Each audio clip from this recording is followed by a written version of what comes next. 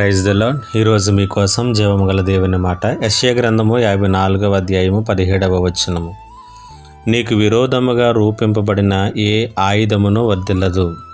ఈ లోకములో క్రైస్తవులు అత్యధికముగా ఎదుర్కొనేటటువంటి భయానకమైనటువంటి పరిస్థితులలో ఒకటి ఏంటంటే, మన విరోధి అయినటువంటి అపవాది ఆలోచనలతోనూ అపవాది యొక్క ఉద్దేశాలతోనూ నింపబడినటువంటి ప్రజలు ఎల్లప్పుడూ కూడా ఆయన పిల్లలుగా జీవించేటటువంటి వారికి వ్యతిరేకంగా రూపొందించేటటువంటి ప్రణాళికలు, వారిని ఏ రీతిగానైనా కృంగదీయాలి, అనగదొక్కాలి అనే ఆలోచనలు, ప్రణాళికలు వేసుకోవటం, వీటితో చాలా సందర్భాలలో విశ్వాసులముగా మనం ఎంతో సతమతమవుతూ ఉంటాం.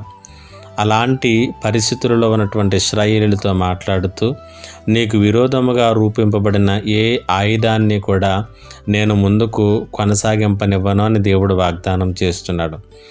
మనం ఆయన పిల్లలముగా ఉన్నంతకాలం, ఆయన చేతులలో ఉన్నంతకాలం మనకు వ్యతిరేకముగా ఎంతమంది ఎన్ని రీతులుగా ఎన్ని ఆలోచనలు చేసుకున్నా, ఎన్ని ఆయుధాలను రూపొందించినప్పటికీ కూడా ఏదీ కూడా వర్ధిల్లదు.